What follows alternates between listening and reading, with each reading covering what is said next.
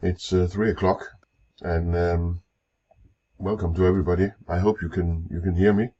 Thank you very much for joining, everybody. There's still a few people that might turn up, but it's 3 o'clock, so we better keep our time box. People have carved out important minutes to join in on this. And anyway, Christian, you'll be the moderator, right? Right. Okay. This is a two-man job, and I hope it all works. We're trying something new today. We're actually recording this session while we are doing it, and that stresses out the poor old Windows PC. So we'll get going with estimation methods. It's sort of a continuation of the series that we've been doing on different things the last months here, and we'll continue next month as well. For now, it's part of what we are developing for our extended course in specification and prioritization and under Agile Lean Leadership. So it's like product owners on steroids or something like that. And we're trying to collect different pieces of information all over the place. These slides are not the final ones, and they're not beautifully animated and all the rest of it, but I think it might work for this test session here. So if we look at estimation as such, you can study all kinds of project management theories, and you can do lots of different exams and so on, and people have many different ways of wanting to teach you how to do estimation. If you want to round it off in a fairly neutral way, I guess you can use those that we've taken here. People talk about expert estimation, find the best expert, trust him. Analogous estimation, find similar projects and use data from these to say this is how this one will be as well.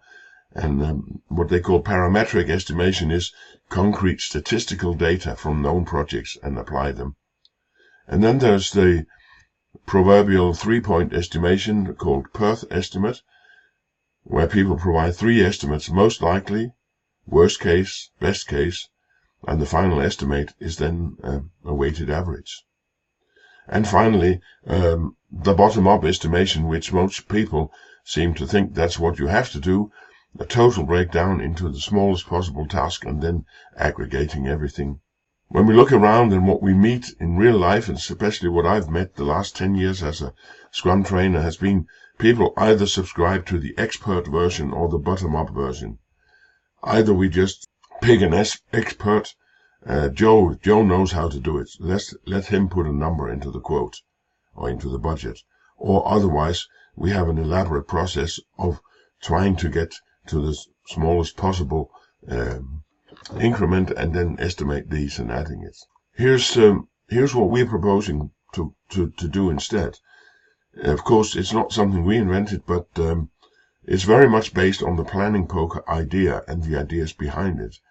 But there are variations on the theme here, and so we call it team power estimation, and that's what I'd like to talk about today.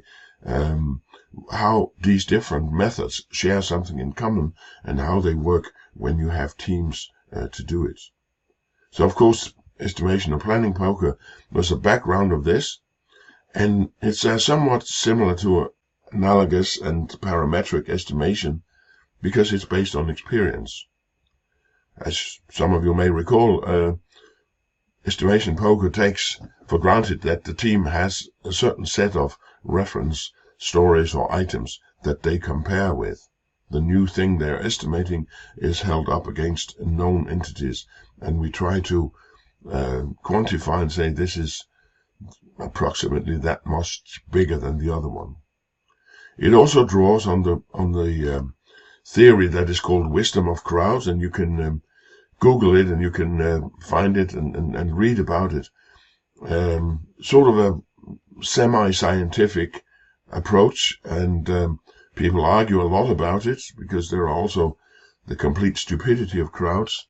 But nevertheless, the thing is that a group of people that get together under certain conditions will beat the experts when we have complexity involved. What we also try to include, and over the last trainings we've done, really been focusing on also trying to persuade people to estimate in ranges, not just one number. A more nuanced picture, more psychological safety for the estimators, and also increased opportunity for product owners and other people who have to prioritize because they get some knowledge about uncertainty. All of this involves a team, that we're using a team of people to estimate, not just pull out the experts.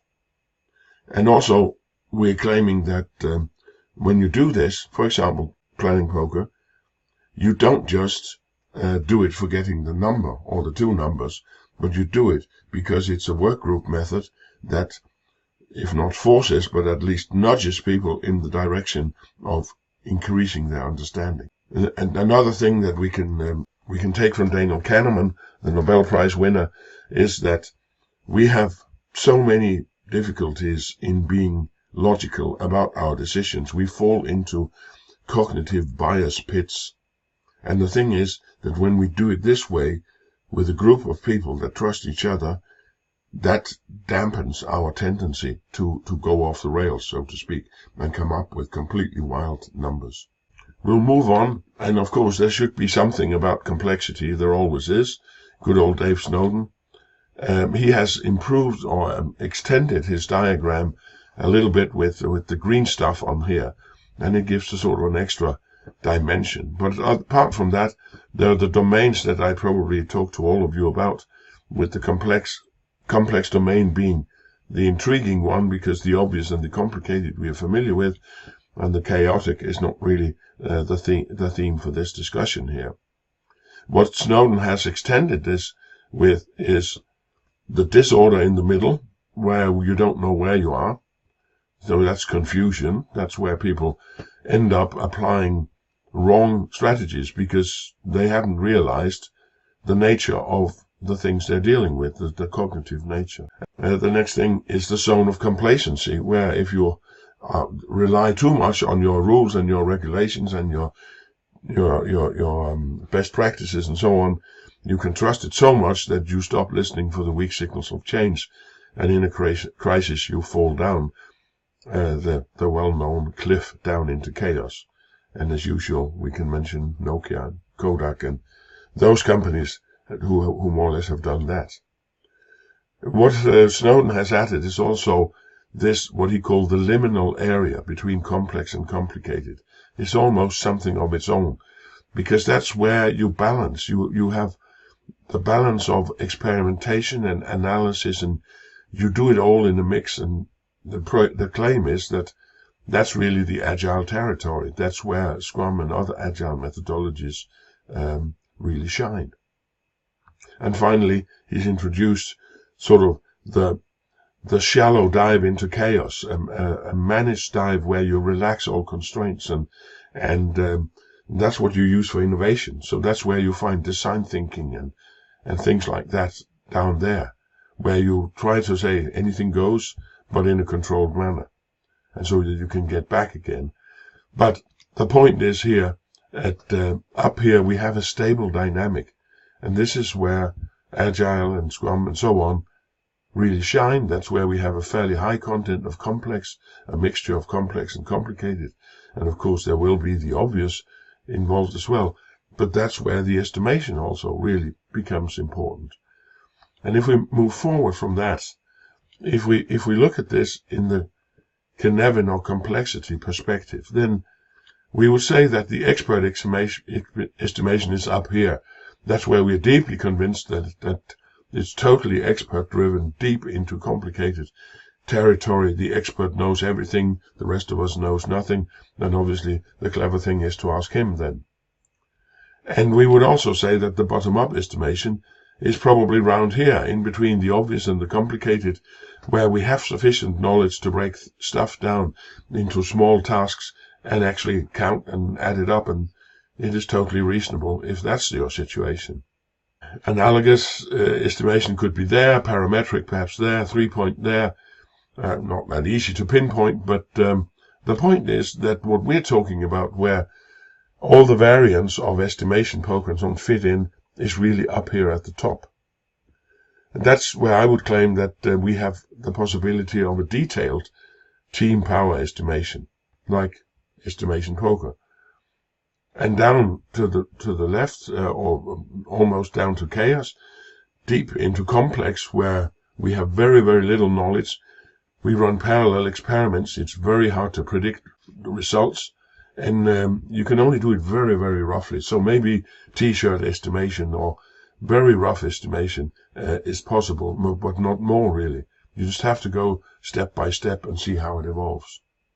And then there are, of course, a couple of extra spaces like deep into obvious, that's production area. Well, we don't really estimate, do we? We use statistical data to forecast and predict. And it's a different thing, because it can be more or less mechanically driven, and which makes perfect sense in production environments. On the other hand, deep into chaos, disaster recovery, handling of crisis, and so on, well, what really matters is that there are trained individuals who have trained enough for situations that they can make an intuitive prediction. The firefighter, the emergency room, the fighter pilot. So the point is, what we're talking about here is at the top of the diagram. These are the methods we would like to talk about. The characteristics for team power estimation in all its forms is that we have to agree on known references. We have to have some experience. Maybe you remember that in the complex domain, we have fragmented knowledge. Well, we do need to have bits and pieces of knowledge. We can't estimate if we don't know anything. I made the mistake some years ago of using the estimation of American states in Mexico, in the naive assumption that Mexicans knew anything about the states, which they didn't. Absolutely not. They knew where New York was, Los Angeles, and McAllen was over on the other side in Texas of Rio Grande. Apart from that, nada.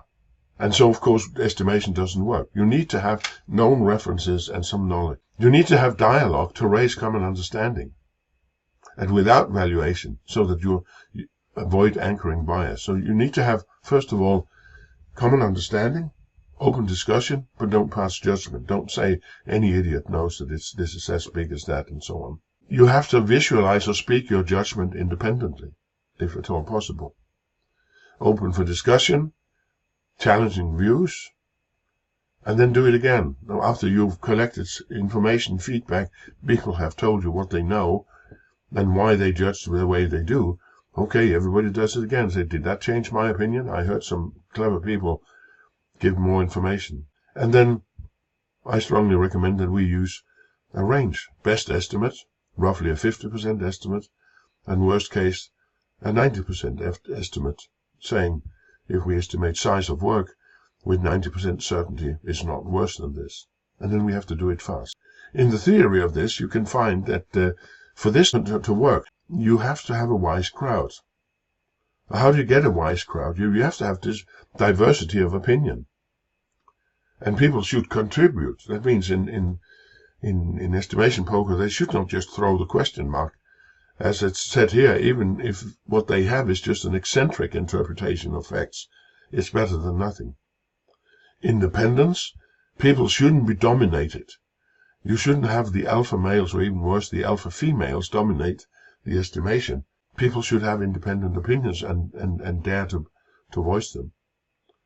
They should be able to draw on their own knowledge, not look for some central common thing, because then you get groupthink. And you should have an aggregation, a way of getting these private judgments to be a sort of a decision.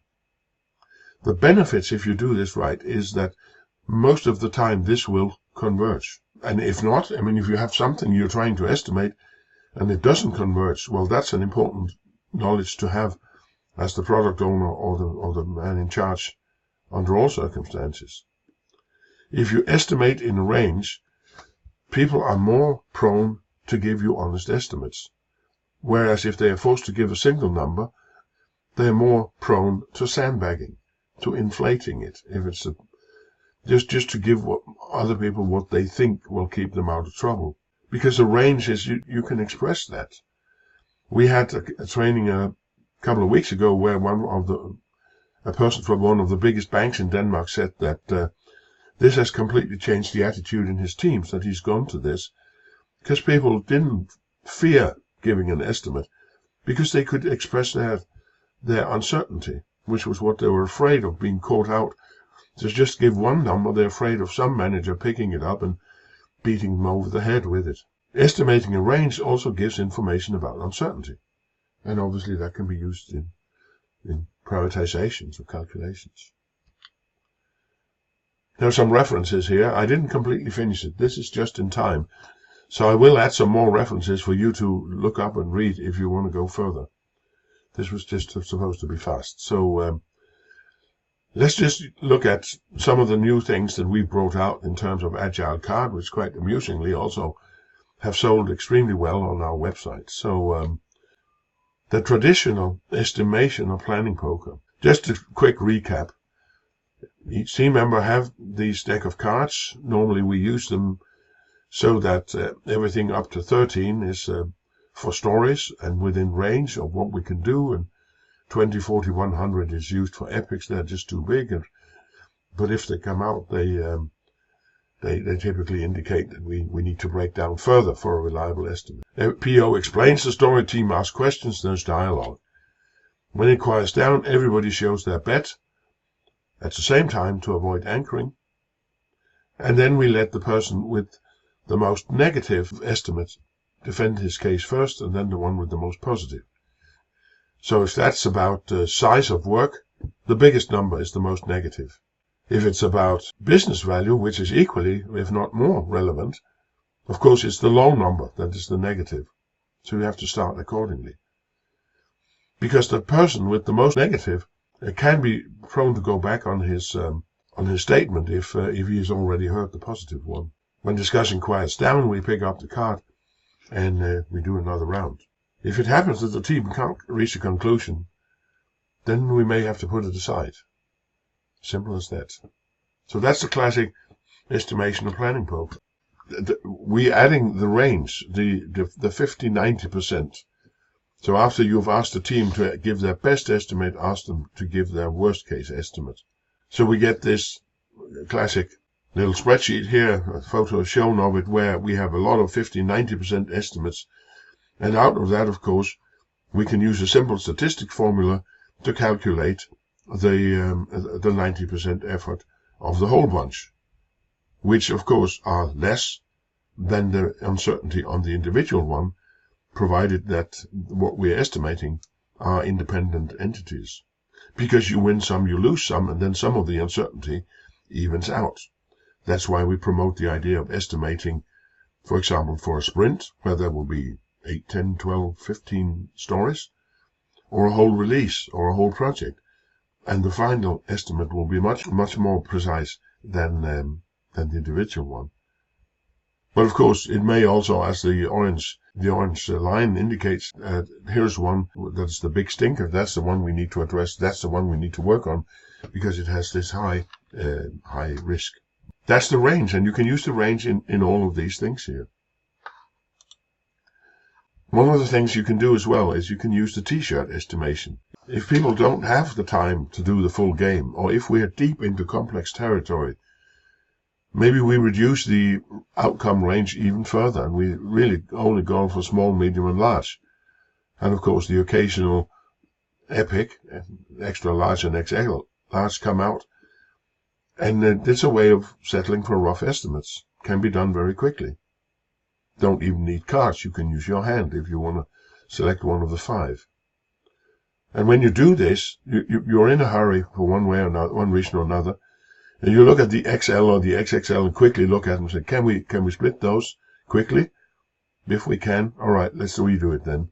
Uncertainty, of course, we don't have the elegant solution we had before with the 50-90 in the same way, but what I often do is I just ask people, okay, in terms of uncertainty, do you want to go one up? So if people say, this is a medium thing to do, I said, could it be a large? And if they say, nah, not a large, it can't be that. All right, then it's just medium. Or maybe they say it is a large. And then we go, say, worst case, it could be a large. Of course, that is more rough and ready, but that's what it is when you don't either have the time or if you're deep into complex, where you have only tiny bits and fragments of knowledge. Alternatively, you could also, and statistically, it's actually not such a terrible idea as it sounds. You could just double the individual estimates and say, well, worst case, it's the double. So if you have a medium, then worst case is 10. because medium is normally interpreted as 5. Or you could take whatever when you add up a bunch of them and multiply the 50% estimate with 1.5, and you would get a reasonable estimate of the worst case. That's just a rough and ready version of what we saw before. In the new cards we've come out with, we also included cards for estimating complexity. So there are all the domains in Snowden's Cynefin. And the way you can use this is that you can try and get the team's judgment of the knowledge they have. It makes sense to ask the team if they are to do a piece of work, do you know how to do it? If they regard it as complicated, we know that we need analysis or research, that there's something that needs to be done before they really know how to do it. Obvious is, yes, obvious. So we don't need to talk more about that. And if it's complex, then we know we need experiments. If it's chaotic, we can't do it because they don't know. In fact, they know they don't know.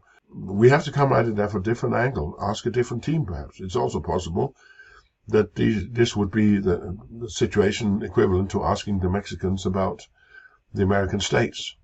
No comprendo, senor, they would say. And of course, it can also be used when you choose items for a sprint, so that you have a good mix of complexity, not throwing all the obvious in one sprint and all the complex in another. You certainly can't compare those sprints, and you can't expect them to work the same way. You have the same velocity. If the people throw one of the cards that indicate in-between domains, the first thing to look at is this one probably can be decomposed. Because what people typically think is that, well, there's a bit of each here. Well, couldn't we split that item, that work item, that story, along one of those lines? It is a good indication of that this could be split. And you can also use complexity to double-check uncertainty. Obviously, if the team says this is obvious, and then they, on the other hand, claim that there's a huge uncertainty, well, that doesn't really add up, does it? You would expect a correlation between complexity and uncertainty. Read more. There's an article out there you can have a look at. And then Kano estimation.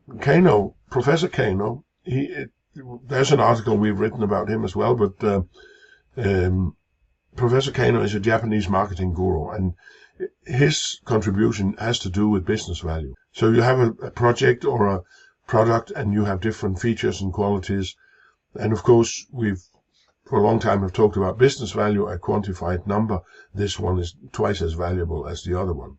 Kano's claim is now it's non-linear. It's not as easy as that. So the cards included here, first of all, 2 cards. One is called too small and too big. And the too small card is if you do this with your stakeholders and the too small card is thrown, then that indicates the stakeholders say, well, we can't look at this as having its value in its own right. We have to see it together with other things. It only has real value when it's together with this and that and so on. And the example I normally use is when we change tires on the car now in a moment to summer tires. I don't see any value in having just the left wheel changed, left front wheel. I want all 4 wheels. Otherwise, it doesn't make sense to me as a customer. In the other hand, too big. Sometimes we come up with a feature that is just too big with the reference we have. It's not in the same league. And the user will sometimes say, well, I just can't compare it to what I know because it's just too much. And then we need to decompose. And then what Kano talks about there are also reverse features. And the reverse features are, of course, something that irritates the user. So hopefully we're not going to do that. It's definitely a good thing to find out. There are also exciter features, and they are something the user absolutely didn't expect, but it says, wow, can it do that? And so on. So that's where you get the excitement from the user. And then you have something that's called must-have features, where the user simply will not use it or accept it or buy it or it's illegal or whatever. You must have these features or these qualities. And the difficulty about these must-have features is that unless you really know the domain, users normally don't tell you because they think any idiot knows that they need this. So they don't tell you. And then the rest of the numbers in the estimation program can be used to the remaining categories. So if someone throws a 0, that means who cares? whatever, indifference, and the rest of the numbers can then be satisfiers, as Kano calls it, a value, a quantifiable degree of satisfaction. And this is, of course, an expanded version of the simple business value estimation.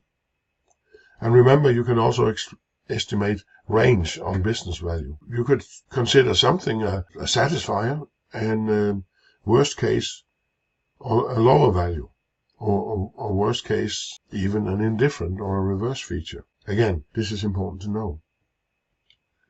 And then finally, the last deck of cards we've included is sort of a confidence set that is simply talking about probability. And this is a technique that Daniel Kahneman has described, where when you discuss something, let's say you discuss a specification of a particular feature or something you want, and then the team that is doing the discussion, just before they close the discussion, they think they're done, just before they close and go away, let everyone pull a card and declare their confidence in the discussion.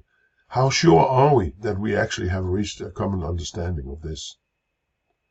And it happens from time to time that there is a single individual who really didn't feel he got much of a voice during the discussion, and now everybody is leaving, and he just has this last chance of throwing a 20% and say, well, actually I only believe in this 20%. And that's a very important thing to catch, because he probably has a very special concern that everybody else has been blind to.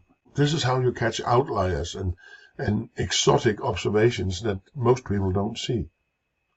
And therefore, this can make sense at the end of an estimation session of a certain story. Just try to get this confidence expressed. Here's a way of reversing this. Now, we talked about playing the cards like estimation poker, but there is the opposite, of course, that sometimes is called magic estimation, and that is where you print all the backlog items or all the items you want to estimate, and you put all the cards out on the table, and you place those cards where you think they should be, those items. We do that in some of our sessions, some of our trainings, and we have like 55 features of a hotel stay, and we're about to estimate how valuable these features are to us as customers. And our reference is free breakfast. That's a 5. And so we have things like happy hour in the bar from 5 to 6. So how valuable is that compared to free breakfast? Well, to me, perhaps only a 2. If there's free refill, however, it might be something different. And free parking, how valuable is that? And so everybody takes the features and put them out on the table, and they do it quietly. Takes another one, put it out. When all the cards are out, you can then move them, and you can ask questions. Well, who put free parking up here with 40? What are you guys smoking? I think it's lower, and so on. And you can discuss and so on. All the cards are out, you can move them, and you keep looking at those that are bouncing around. This is an extremely fast way of doing it. 10-15 minutes, have your first reasonably qualified estimate of business value. This is more or less it, just a final slide here. Other voting mechanisms that you can use instead of cards. Poker chips. You can estimate business value with poker chips. You can do the same with Monopoly money.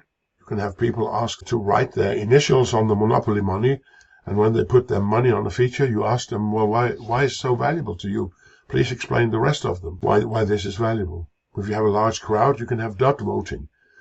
A dot is just another variation of the poker chips. People have little magnets, or they have little dots they can draw on things. The fist of 5 is a way of splitting into 5 difference, like the T-shirts.